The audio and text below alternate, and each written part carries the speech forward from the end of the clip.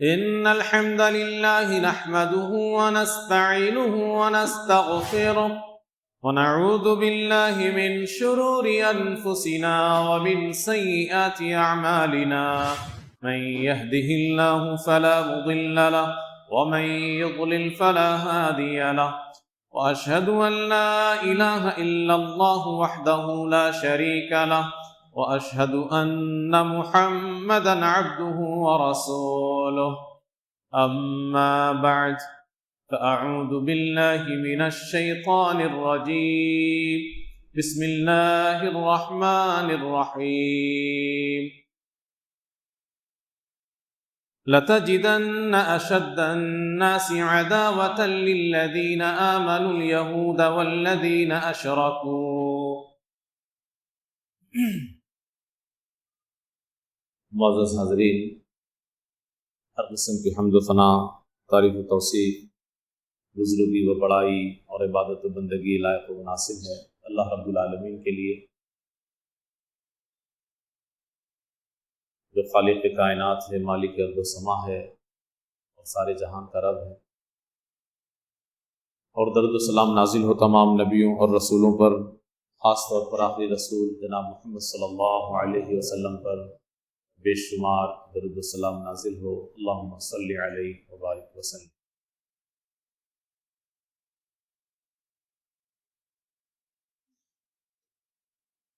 فلسطین کے اوپر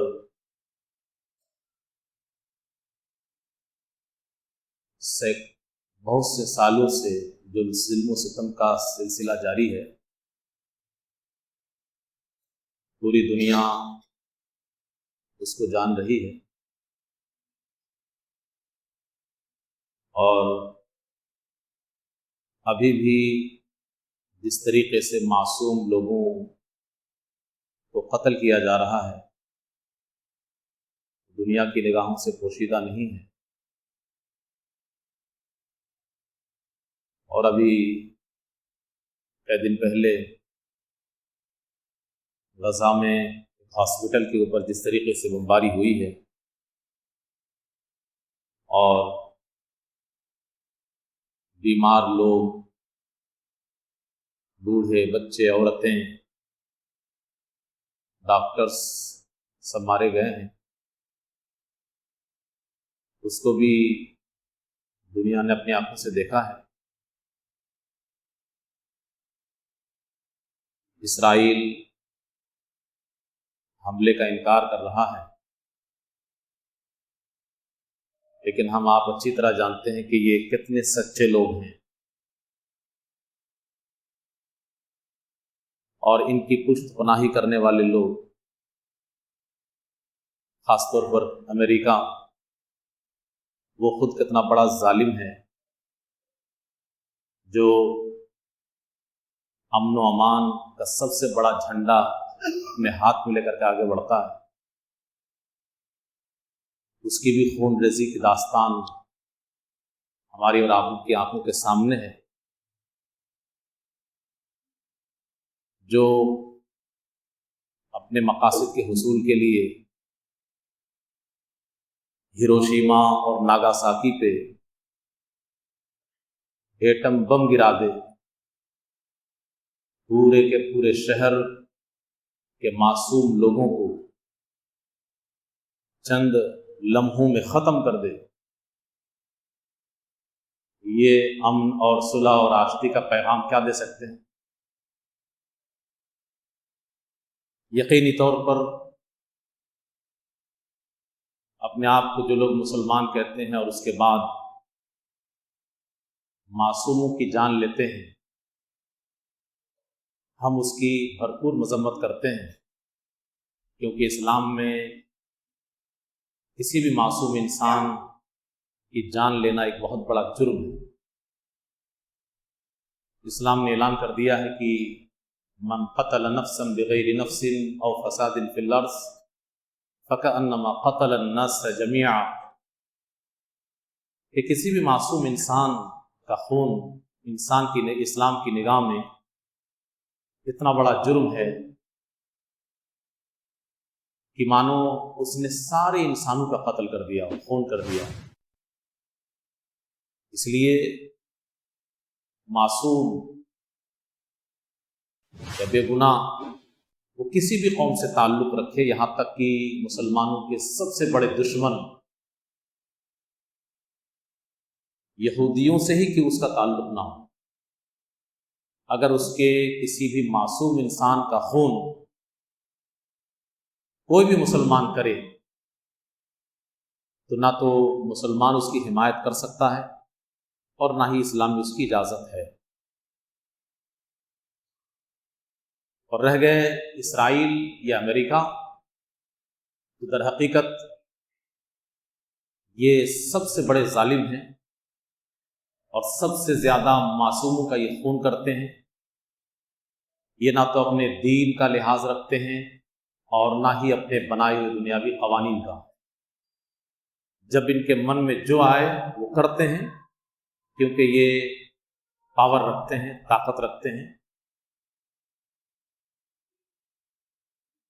یہ فلسطین کے اندر آج جو تباہی ہم آپ دیکھ رہے ہیں یا ظلم و ستم دیکھ رہے ہیں، اس میں تعجب یا چونکنے یا اچنبھا ہونے کی کوئی بات نہیں، کیونکہ یہ یہودی قوم یہ دنیا کی بدترین قوم ہے، اور قرآن کریم کے اندر اس کی بدترین تاریخ کو قیامت تک کے لیے اللہ نے بیان کر دیا ہے۔ یہ اپنوں کے نہیں ہوئے تو ہمارے آپ کے کیسے ہو سکتے؟ ایسا نہیں کہ صرف آج مسلمانوں کے ساتھ یہ غلط کر رہے ہیں، یہ قوم اتنی بدترین ہے کہ جہاں بھی یہ قوم رہتی ہے وہاں پہ تباہی مچانا صرف اس کا کام ہے۔ امریکہ میں اکثریت یہودیوں کی نہیں ہے، لیکن ان کے اثر و رسوخ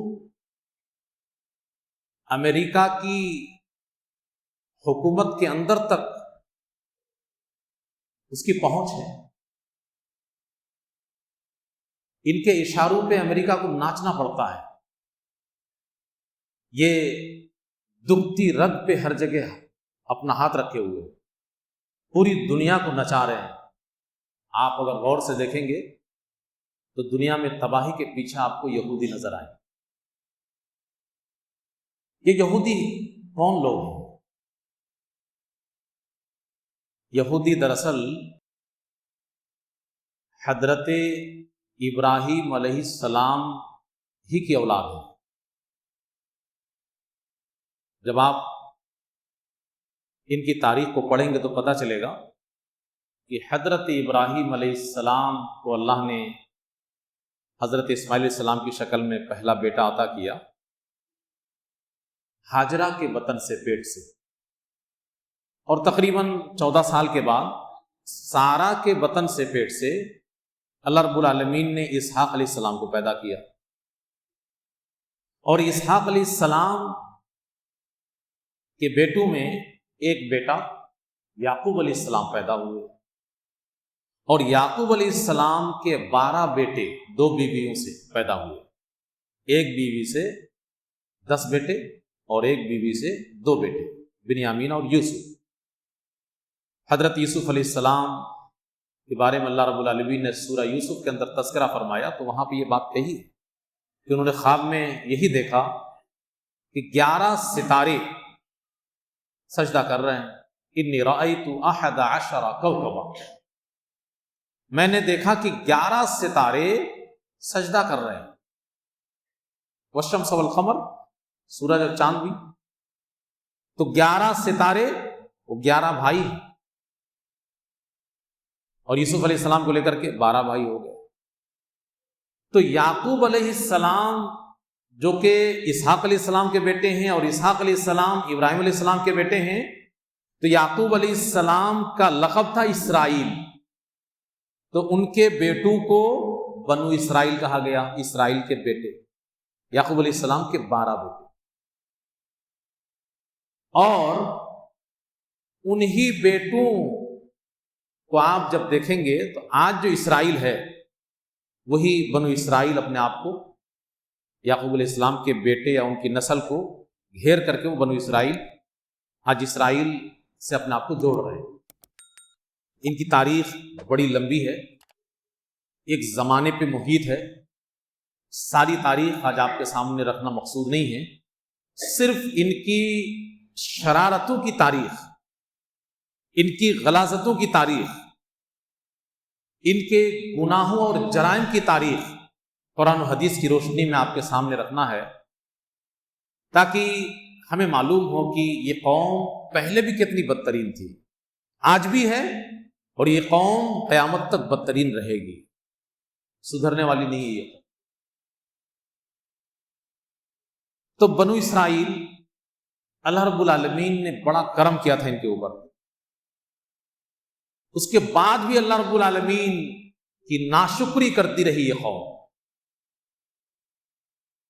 اور بعد میں حضرت ابراہیم علیہ السلام سے اپنا رشتہ جوڑ کر کے خود کو دیندار بتانے لگے، اور عیسائی بھی آگے چل کر کے عیسائی بھی اسی قوم میں آگے حضرت عیسیٰ علیہ السلام پیدا، ان کے ماننے والے عیسائی یہ سب کے سب اپنے دین میں تحریف کر ڈالے، لیکن ابراہیم علیہ السلام سے اپنا رشتہ جوڑنے میں لگے رہے اور ابراہیم علیہ السلام کو اپنا دین بتانے میں لگے رہے۔ اور عرب کے جو مشرکین تھے، حضرت اسماعیل علیہ السلام کو اللہ رب العالمین نے حکم دیا حضرت ابراہیم علیہ السلام کو کہ اسماعیل اور اس کی ماں کو لے جا کر کے مکہ میں چھوڑ دو، تو اسماعیل علیہ السلام دودھ پیتا بچہ اسی وقت ماں کے ساتھ مکہ چلے گئے، وہ بھی ایک تاریخ ہے۔ تو اسماعیل علیہ السلام ہی کی اولاد مشرکین مکہ جو ہیں وہ سب کیا ہیں؟ وہاں پہ آباد لوگ، قریش، یہ اسماعیل علیہ السلام ہی کی اولاد ہے سب، لیکن ان کے اندر بھی بگاڑ آیا، شرک میں گرفتار ہوئے، بت پرستی کرنے لگے۔ وہ بھی چونکہ ابراہیم علیہ السلام ہی کے اولاد تھے تو اپنے آپ کو ابراہیم علیہ السلام کے قریبی سمجھتے تھے، اور جو بھی دین وہ مانتے تھے اس کو ابراہیم علیہ السلام ہی کا دین سمجھتے تھے، وہ سمجھتے تھے کہ ہم ابراہیم علیہ السلام کے دین پہ ہیں، جبکہ وہ صحیح معنی میں شرک اور بت پرستی میں گرفتار ہو گئے تھے، یہ ابراہیم علیہ السلام کا دین نہیں تھا۔ اللہ رب العالمین نے قرآن میں اعلان کیا یہ تینوں لوگ، یہودی، عیسائی اور مشرکین مکہ، یہ تینوں کے تینوں دعویٰ کرتے ہیں کہ ابراہیم علیہ السلام سے ہمارا دینی رشتہ ہے۔ یہ دعویٰ غلط ہے۔ ما کان ابراہیم یہودیہ، ابراہیم علیہ السلام یہودی نہیں تھے جیسا کہ یہ لوگ آج ہیں، چونکہ ان کے اندر شرک آ چکا ہے، ولا نصرانیہ، اور ابراہیم علیہ السلام نصرانی بھی نہیں تھے جیسا کہ یہ لوگ ہیں، ان کے اندر شرک آ چکا ہے۔ اور آخر میں الگ سے کہا وما کان من المشرکین، مشرکین میں سے بھی نہیں تھے جیسا کہ مکہ کے مشرکین شرک کرتے ہوئے اپنے آپ کو دین ابراہیمی پہ مان رہے ہیں۔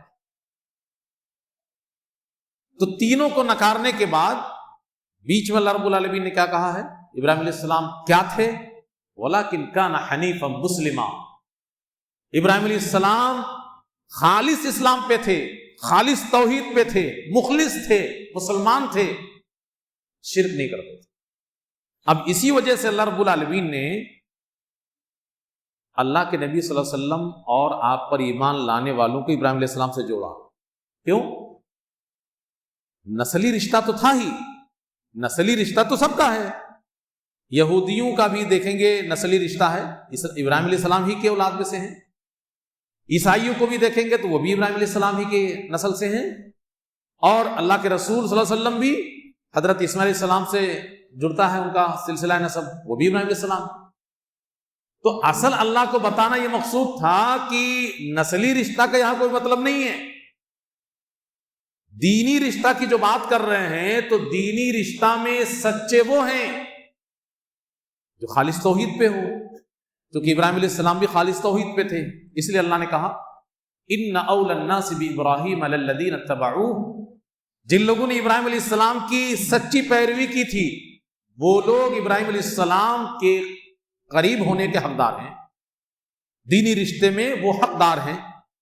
وہذا النبی، اور یہ نبی محمد صلی اللہ علیہ وسلم، کیونکہ یہ بھی خالص توحید لے کر کے آئے ہیں، والذین آمنوا، اور اس نبی پر ایمان لانے والے لوگ، کیونکہ وہ بھی خالص توحید پر ہیں۔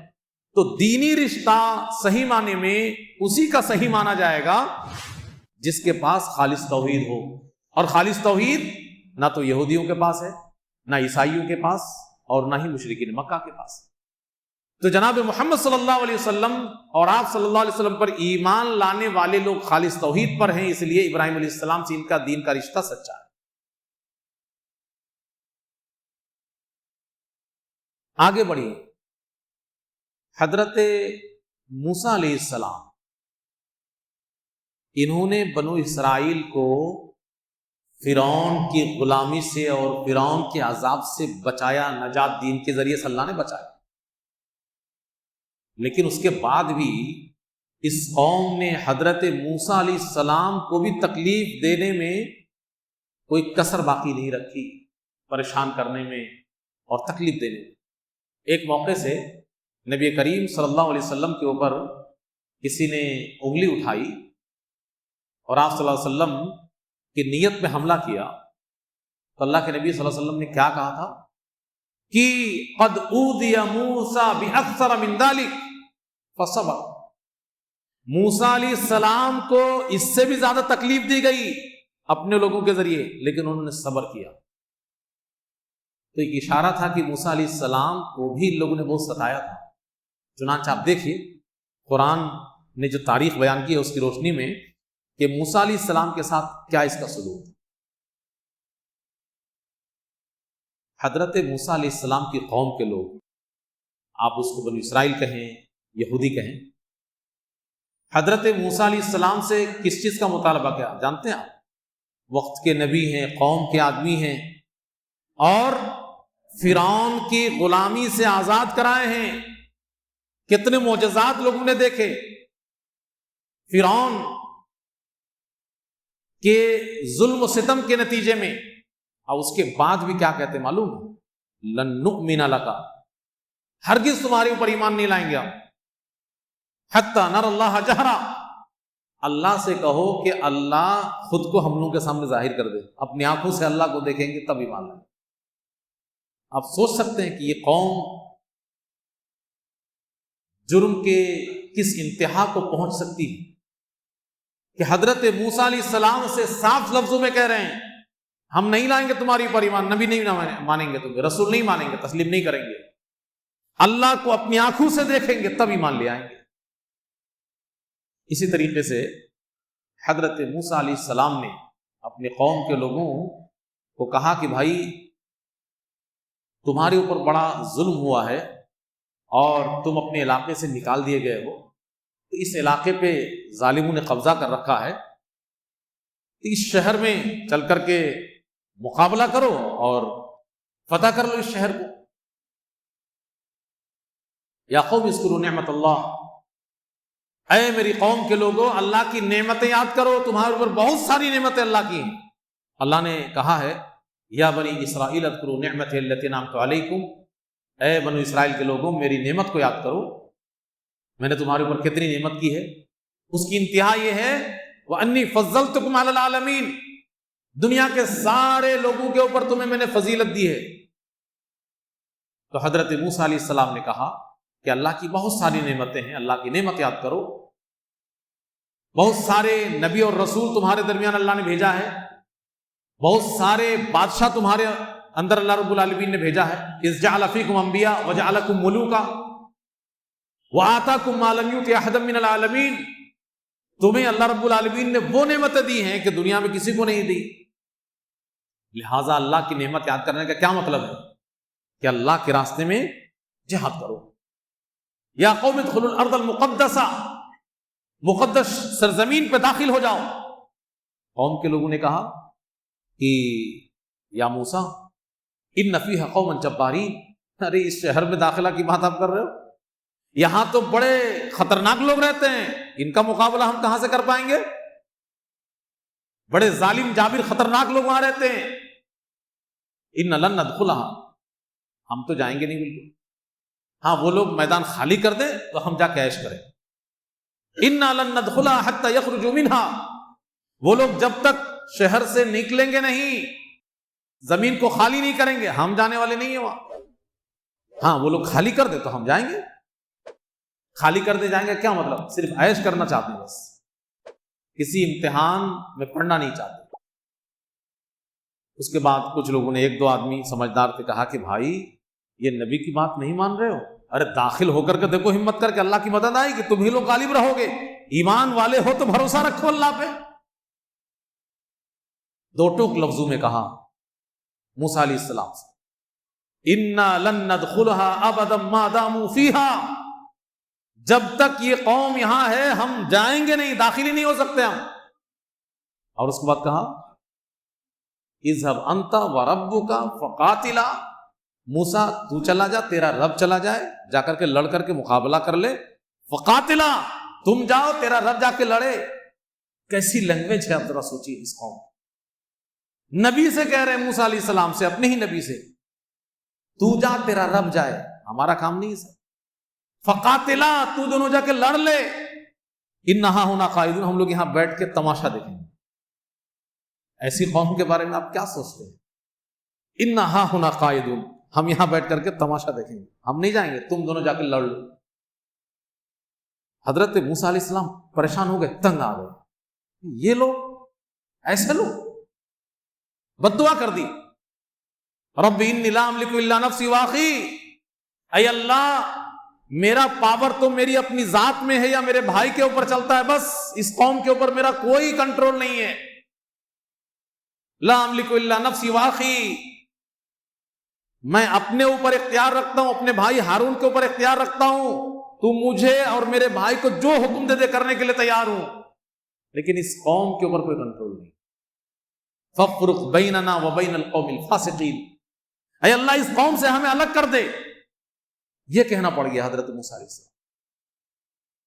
اللہ رب العالمین نے بھی سزا سنائی اور کہا کہ ٹھیک ہے، اب کھلے آسمان تلے 40 سال تک ٹہلتے رہو. مکان سے محروم کر دیا اللہ رب العالمین.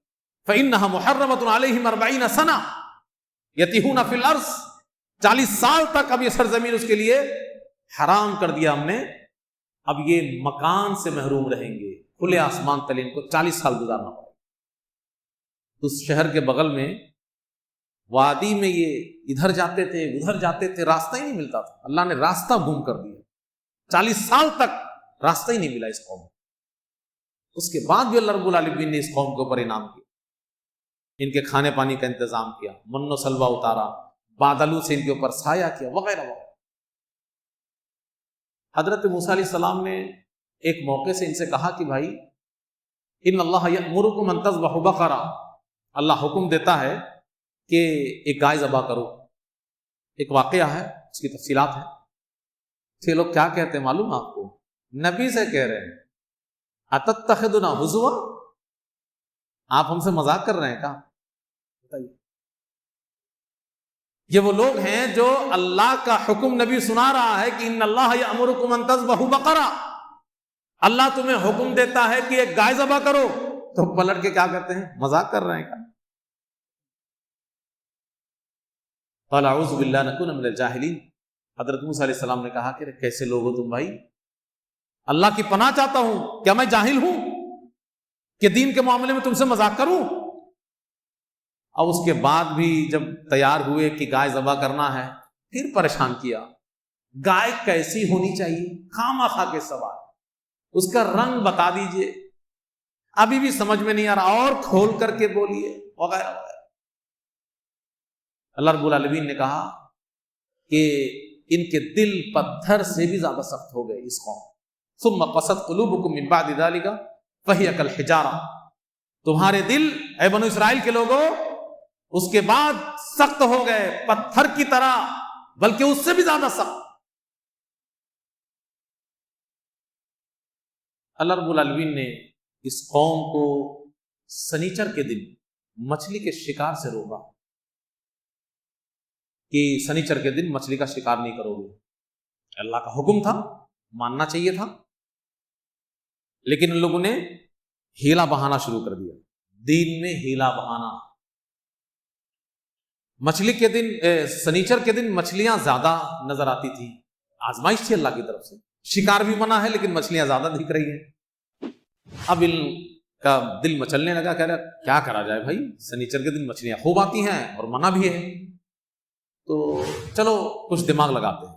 ये कौम बहुत दिमागदार है शुरू से, आज भी दिमागदार है, ये तो आपको मानना पड़ेगा। 2.5% दुनिया की आबादी है सिर्फ यहूदी, लेकिन पूरी दुनिया को शिकंजे में लिए हुए। क्यों? दिमाग की वजह से। खुराफात में सारा दिमाग इस्तेमाल करते हैं, अपने सारा टैलेंट, सारी सलाहियत इंसानियत को बर्बाद करने में इस्तेमाल करते हैं। तो उनके लिए तो बड़ा आसान था ये, अरे भाई मछली का शिकार मना है और मछलियां बहुत आ रही हैं, तो कुछ ऐसी तरकीब करें कि लगे कि हाँ हम शनिचर के दिन शिकार भी नहीं कर रहे हैं और मछलियां हाथ से ना जाए। इन लोगों ने मेड़ लगाना शुरू कर दिया। मछलियां आई हैं, दूर से मेड़ बांध दिया, मछलियां बंदर हो गई हैं, मछलियां पकड़े नहीं है, मेड़ के अंदर रख लिया, दूसरे दिन शिकार कर लिया। अल्लाह रब्बुल आलमीन ने कहा कि अच्छा हमारे साथ धोखा। फलम्मा अतव अम्मा नुहू अन, मना करदा चीज में जब इन्होंने सरकशी की, कुलना लहुम कूनू क़िरदतन खासीन, तो हमने कह दिया जलील और रुस्वा होकर के बंदर बन जा। अल्लाह ने बंदर बना दिया। ये वो कौम है, दुनिया की वाहिद कौम जिनको अल्लाह रब्बुल आलमीन ने बंदर बना दिया, और उसका ऐलान कुरान में अल्लाह ने किया है। इसी तरीके से इस कौम की जुर्रत को देखिए, मालूम है कि ये अल्लाह की किताब है तौरात, लेकिन जानते बूझते भी अल्लाह की किताब में तहरीफ। मिनल्लज़ीन हादू युहर्रिफून अल-कलिमा अन मवाज़िह, इतनी जुर्रतमंद कौम ये कि अल्लाह की किताब में भी तब्दीली से नहीं चूकी ये कौम। अदली बदली कर दी, कहीं कुछ हज़फ कर दिया, कहीं कुछ बढ़ा दिया। इसी तरीके से इस कौम को जब अल्लाह रब्बुल आलमीन ने हुक्म दिया कि जब शहर में दाखिल होना, एक शहर के इन लोगों ने फतह किया था कि जब शहर में दाखिल होना तो सजदे की हालत में दाखिल होना और माफी का लफ्ज बोलते हुए दाखिल होना। लेकिन इन लोगों ने क्या किया मालूम है आपको? अल्लाह ने हुक्म दिया कि सजदा की हालत में दाखिल होना शहर में। ये सुरीनों के बल घसीटते हुए दाखिल। कितनी बदतरीन कौम है कि अल्लाह की खुल्लम खुल्ला नाफरमानी। और अल्लाह ने कहा था कि हित्ततुन कहना कि अल्लाह माफ कर दे। इंसान तो गुनहगार है ही, लेकिन इन लोगों ने उसको बदल करके क्या कहा जानते हैं? हब्बतुन फी शारतिन, बाली में दाना, बाली में दाना। इस कौम की शरारत। इसी तरीके से हजरत मूसा अलैहिस्सलाम जब इन लोगों को लेकर के आजाद होने के बाद, गुलामी से आजाद होने के बाद इन लोगों को लेकर के चले, तो चलते में नबी के साथ ये चल रहे हैं, तौहीद का पैगाम देने वाले नबी। कुछ लोगों को देखा कि वो बुतों की पूजा पाठ में लगे हुए हैं, दूसरी कौम के लोग उधर से गुजर रहे थे। कहने लगे मूसा ऐसे बगैर देखे अल्लाह की इबादत में मजा नहीं आ रहा, इजअल लना इलाहन कमा लहुम आलिहा, ऐसे ही कुछ बुत वगैरह हमारे लिए भी बनवा दो जैसे ये लोग पूजा पाठ कर रहे हैं। इजअल लना इलाहन कमा लहुम आलिहा। हजरत मूसा अलैहिस्सलाम ने मत्था पकड़ लिया, यार किस कौम की सरदारी मिली है। मुझी से कह रहे हैं कि बुत का इंतजाम कर दो। इन्नकुम कौमुन जाहिलून, अरे तुम तो बड़े नादान तुम जाहिल कौम लग रहे हो भाई। तौहीद का पैगाम मैं दे रहा हूं और मुझी से कह रहे हो कि जैसे इन लोगों के पास बुत है, हम लोगों के लिए भी एक इंतजाम कर दो, मजा नहीं आ रहा है। ऐसी कौम। इसी तरीके से इनकी शरारत कि जब हजरत मूसा अलैहिस्सलाम तौरात लेने के लिए कोहे तूर पे गए, अपने कौम के लोगों को लेकर के गए, इधर कौम के लोगों ने क्या किया? एक बछड़ा बनाया जेवरों को पिघला करके और उसकी पूजा पाठ में लग गए। हारून अलैहिस्सलाम ने बड़ा समझाया बुझाया, तो ये क्या कहते हैं जानते हैं? लन नब्रहा अलैहा आकिफीन, अरे हारून नसीहत मत करो, चलो किनारे हो जाओ, हम तो अब इसको छोड़ने वाले नहीं हैं। वही जो चाहिए था मजा मिलने लगा इन लोगों को, कुछ चाहिए सामने और ये मिल गया ठोबुत। لن نبرح علیہ عاکفین، ہم اس کے مجاور بنے بیٹھے رہیں گے، ان کی پوجا پاٹ میں لگے رہیں گے، تمہاری بات ماننے والے نہیں ہیں، حتی یرجع الینا موسیٰ، موسیٰ آئے پھر دیکھیں گے، موسیٰ کو پلٹ کے آنے تو تب سمجھیں گے، تم تو بیکاری ہو، بات ہی نہ کرو۔ اس طریقے کا برتاؤ نبی کے نائب کے ساتھ۔ اسی طریقے سے ان کی حرکت دیکھیے آپ، ہیلا۔ اللہ رب نبی کریم صلی اللہ علیہ وسلم نے کہا قاتل اللہ الیہود، اللہ قتل کر دے، برباد کر دے یہودی کو، کیوں؟ حرمت علیہم الشحوم، ان کے اوپر چربی کو حرام کر دیا گیا کہ چربی نہیں استعمال کرو گے، ان لوگوں نے وہاں پر بھی ہیلا استعمال کیا۔ فجملوہا، چربی کو پگھلا لیا، چربی کو ڈائریکٹ استعمال نہیں کیا بلکہ کیا کیا؟ فجملوہا، چربی کو پگھلا لیا، فباعوہا، اور اس کو بیچ دیا، قیمت کھا گیا۔ حرام کر دیا تو اس کو چھونا ہی نہیں چاہیے تھا، لیکن دماغ اس کو دوسری چیز میں کنورٹ کر کے بیچ دیا، قیمت کھا گئے، ڈائریکٹ نہیں کھایا، قیمت کھا گئے۔ تو اللہ کے نبی صلی اللہ علیہ وسلم نے کہا کہ برباد ہو، تباہ ہو جائے، کہ یہ ہیلا بہانا والی قوم تھی یہ۔ اسی طریقے سے اللہ رب العالمین نے ان لوگوں سے کہا کہ تورات کو لو بھائی اور اس پر عمل کرو، انکار کر دیا پہلے۔ کیا کہا تو ہی کہ اللہ اتر کر کے آئے، ہم دیکھ لیں اللہ کو پھر ہم مانیں گے، نہیں مان لائیں گے۔ تو اللہ رب العالمین نے پہاڑ لا کے کھڑا کر دیا سر کے اوپر کہ پکڑتے ہو، مانتے ہو کہ گرائیں بھی پہاڑ، یہاں تک اللہ کو کرنا پڑا۔ سوچ سکتے ہیں آپ، وَإِذْ أَخَذْنَا مِيثَاقَكُمْ وَرَفَعْنَا فَوْقَكُمُ الطُّورَ، طور پہاڑ کو اوپر لا کے اللہ نے رکھ دیا اور کہا کہ ابھی بانو پکڑو مضبوطی سے، تورات کو عمل کرنے کی قسم کھاؤ، اور نہیں تو گرا دیں گے پہاڑ۔ مطلب روح کانپ جائے اگر آپ اس قوم کے بارے میں سوچ لیں کہ اللہ کی بات کو چیلنج، کہ اللہ کو پہاڑ لانا پڑا اوپر کہ مان لو ابھی، خذو ما آتینکم بقوہ، مضبوطی سے اس کو تھام لو تورات کو، اور عہد و پیمان لیا ہم نے، اور نہیں مانو گے تبھی پہاڑ گرا دیں گے، تب مجبوراً یہ مانے۔ یہ وہ قوم ہے کہ جو نبیوں کو قتل کرنے سے نہیں چوکتی۔ دوسرے لوگوں کا خون کا کیا فرق پڑتا ہے؟ فلسطین کے مسلمانوں کے خون سے کوئی فرق پڑنے والا ہے اس کو؟ اسپتال میں بیمار لوگوں کے خون سے کوئی فرق پڑنے والا ہے اس کو؟ یہ نبیوں کی قاتل قوم ہے۔ حضرت عیسیٰ علیہ السلام کے بارے میں تو ان کا دعویٰ ہے کہ ہم نے عیسیٰ کو قتل کیا ہے، وَقَوْلِهِمْ إِنَّا قَتَلْنَا الْمَسِيحَ عِيسَى ابْنَ مَرْيَمَ، ان کا کہنا ہے یہ کہ ہم نے عیسیٰ بن مریم کو قتل کر دیا ہے، لیکن اللہ کہتا ہے کہ انہوں نے تو یہی سمجھ کے قتل کیا تھا کہ عیسیٰ علیہ السلام ہیں، لیکن در حقیقت وما قتلوا، نہ تو یہ حضرت عیسیٰ علیہ السلام کو قتل کیے، وما صلبوا، نہ ہی سولی پہ لٹکائے، ولکن شبہ لہم، معاملہ ان کے اوپر مشتبہ ہو گیا۔ مفسرین نے کیا کہا ہے؟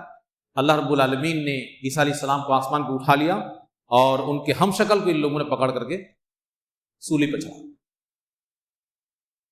تو ان لوگوں نے بہت سارے نبیوں کو قتل کیا، صرف عیسیٰ علیہ السلام کا مسئلہ نہیں ہے، وہ تو کلم کلہ کہتے تھے، اور قرآن میں اللہ نے اعلان کیا وَيَقْتُلُونَ النَّبِيِّينَ بِغَيْرِ حَقٍّ، یہ نبیوں کو قتل کرتے ہیں ناحق، نبیوں جمع کا استعمال ہوا ہے۔ تو جو نبیوں کو قتل کرنے سے قوم نہیں چوکتی، ارے خود ہمارے نبی جناب محمد صلی اللہ علیہ وسلم کے قتل کے در پہ تھی، اور سب سے زیادہ عذاب اسی قوم کو ہونے والا ہے انشاءاللہ، کیونکہ یہ نبیوں کا قاتل قوم ہے۔ ان اشد الناس عذابا یوم القیامہ، نبی کریم صلی اللہ علیہ وسلم کی حدیث کے سب سے زیادہ سخت ترین عذاب قیامت کے دن کسے ہوگا؟ رجل، ایسا آدمی، قتلہ نبی، جس کو کسی نبی نے قتل کیا ہو، او قتل نبی، یا جس نے کسی نبی کو قتل کیا ہو، سب سے زیادہ سخت عذاب قیامت کے دن اس کو ہونے والا ہے۔ تو یہ لوگ ایسے ہیں کہ ہمارے نبی جناب محمد صلی اللہ علیہ وسلم کو بھی نہیں چھوڑا ہے۔ یہ وقت ختم ہو گیا ہے، 2-3 باتیں اور بتا دوں آپ کو میں، کہ اللہ کے نبی صلی اللہ علیہ وسلم کی دعا لینے کے لیے زبردستی یہ لوگ آ کر کے زور سے کھانستے تھے اور دعا لینا چاہتے تھے۔ تو اللہ کے نبی صلی اللہ علیہ وسلم ان کے لیے دعا کیا کرتے تھے؟ یہدیکم اللہ ویصلح بالکم، اللہ رب العالمین تمہیں ہدایت دے، تمہاری حالت کو سدھار دے۔ اچھا، اسی طریقے سے قرآن میں اللہ رب العالمین نے ذکر کیا ہے کہ نبی کریم صلی اللہ علیہ وسلم کو یہ لوگ اپنا چرواہا بتاتے تھے، اسی لیے اللہ کے نبی صلی اللہ علیہ وسلم نے مسلمانوں سے کہا کہ تم لوگ یہ لفظ نہ بولا کرو، راعنا، اے نبی ہمارا خیال کیجئے، کیونکہ یہودی بھی اسی کے آڑ میں تھوڑا سا کھینچ کر کے بول دیتے تھے کہ راعینا، اے ہمارے چرواہے. یہ دیکھیے اس قوم کی شرارت. راعینا کا مطلب ہوتا ہے کہ ہمارا خیال کیجئے، اور راعینا کا مطلب ہوتا ہے ہمارا چرواہا. تو ان کی شرارت کی وجہ سے اللہ رب العالمین نے قرآن میں آیت اتاری اور مسلمانوں سے کہا کہ تم لوگ یہ لفظ ہی مت بولا کرو تاکہ ان کو موقع نہ ملے. اسی طریقے سے آپ کو معلوم ہوگا کہ یہ لوگ آتے تھے اور جھوٹ بول کر کے سلام کرتے تھے، سچے من سے نہیں، لیکن سلام میں لفظ کو بدل دیتے تھے. السلام علیکم نہیں کہتے تھے، بلکہ لام کو غائب کر دیتے تھے، السلا کو اسا کر دیتے تھے سیدھے، السلام علیکم. السلام کا مطلب ہوتا ہے موت اور السلام کا معنی ہوتا ہے سلامتی. تو نبی کے اوپر بد دعا کرتے ہوئے آ کر کے کہتے تھے السلام علیکم. تو اللہ کے نبی صلی اللہ علیہ وسلم ان کو جواب کیا دیتے تھے؟ وعلیکم. حضرت عائشہ سے رہا نہیں جاتا تھا، پلٹ کر کے بولتے تمہارے اوپر موت ہو، تم یہ ہو، تم وہ ہو. تو اللہ کے نبی کہتے کہ چھوڑو، کاہے اپنی زبان گندا کر رہی ہو. میں نے ان کی بات دب لفظوں میں پلٹا دیا. السلام علیکم انہوں نے کہا، میں نے تو صرف اتنا کہا وعلیکم، جو تم نے کہا وہی تمہارے اوپر لوٹ جائے. یہ ان کی شرارت تھی. بلکہ جب خیبر کو فتح کر لیا مسلمانوں نے، اللہ کے نبی صلی اللہ علیہ وسلم جب وہاں سے لوٹ رہے تھے تو ایک یہودی خاتون نے اللہ کے نبی کو دعوت دی. آپ نبی رحمت تھے، آپ نے دعوت قبول کی، کھانا کھانے چلے گئے، لیکن وہاں پہ قتل کی سازش رچی گئی تھی. آپ کے کھانے میں زہر ملا دیا گیا تھا. وہ تو اللہ نے وہی کر دی، آپ نے ایک لقمہ رکھ دیا تھا منہ میں، اللہ نے وہی کر دی اور آپ نے نکال کے پھینکا اس کو، لیکن زہر کا اثر کچھ نہ کچھ آپ کے اندر چلا گیا. بلکہ جس بیماری میں آپ وفات فرما گئے اس میں حضرت عائشہ رضی اللہ عنہا سے آپ نے کہا کہ عائشہ ما ازال اجد علم الطعام الذي اکلت بخیبر، میں نے جو کھانا کھا لیا تھا یہودی خاتون کے گھر میں خیبر میں، اس کی تکلیف ہمیشہ مجھے محسوس ہوتی رہی. اور اس وقت مجھے ایسا لگ رہا ہے کہ اس زہر کی وجہ سے میرا کلیجہ پھٹ گیا ہے، مجھے ایسا محسوس ہوا. تو اللہ کے نبی صلی اللہ علیہ وسلم کئی مرتبہ دیواروں کے پیچھے سے پتھر پھینکنے کی سازش، نبی کے اوپر جادو کس نے کیا تھا؟ ان یہودیوں نے کیا تھا.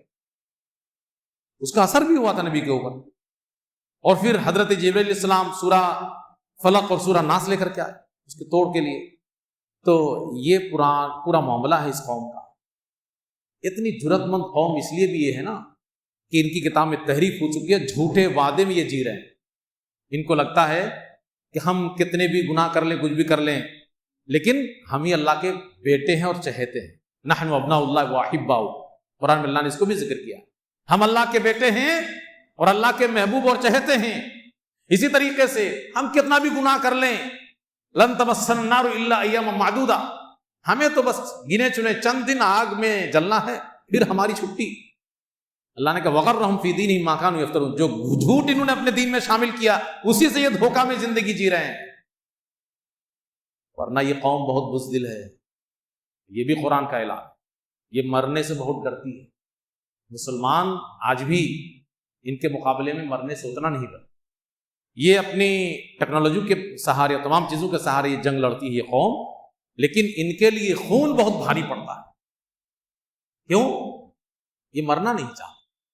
لَتَجِدَنَّهُمْ أَحْرَصَ النَّاسِ عَلَىٰ حَيَاةٍ، جینے کی سب سے زیادہ تمنا اگر دنیا میں کسی کو ہے یہ یہودی. یود احدہم لو یعمر الف سنہ، ان کی چاہت ہوتی ہے کہ 1000 سال جینے کو مل جائے. اللہ کہتا ہے کہ اچھا 1000 سال بھی اگر تم کو جینے کو مل جائے، لمبی عمر مل جائے، تو کیا اللہ کے عذاب سے بچ جاؤ گے؟ وما هو بمزحزحه من العذاب ان يعمر، لمبی زندگی جینے کے بعد بھی اللہ کے عذاب سے بچ نہیں پاؤ گے. اللہ رب العالمین نے اس قوم کے اوپر ذلت و مسکنت طاری کر دی ہے، ڈال دی ہے، اور قیامت تک رہے گی. یہ خود سکون میں نہیں رہیں گے. اور اللہ کے نبی صلی اللہ علیہ وسلم کی پیشین گوئی بھی کہہ لیجئے، اور ہمارے اور آپ کے بدعمالی کا نتیجہ کہیے کہ ہم آج ان کے ظلم و ستم کا نشانہ بنے ہوئے. ورنہ انشاءاللہ جب سچے پکے اللہ کے موحد بندے آئیں گے تو قیامت سے پہلے پھر ایک فیصلہ کن جنگ لڑی جائے گی انشاءاللہ.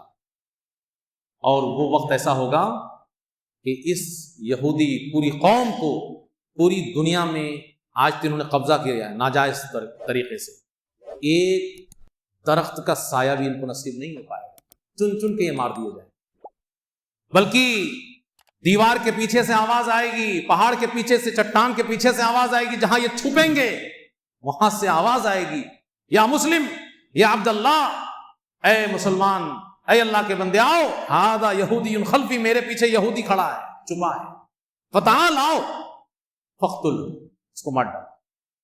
ایک وقت ایسا بھی آنے والا ہے۔ تو بہرحال اللہ رب العالمین سے دعا کریں کہ اللہ رب العالمین مظلوم مسلمانوں کی مدد فرمائے، فلسطینیوں کو اللہ رب العالمین ہمت، حوصلہ اور صبر عطا فرمائے۔ اللہ رب العالمین ہماری بدعمالیوں کی وجہ سے ہمیں بہت بڑی مصیبت میں گرفتار نہ کرے، اللہ رب العالمین ہمارے گناہوں کو معاف فرما دے، اللہ رب العالمین ہم پر اپنی رحمت نازل فرمائے۔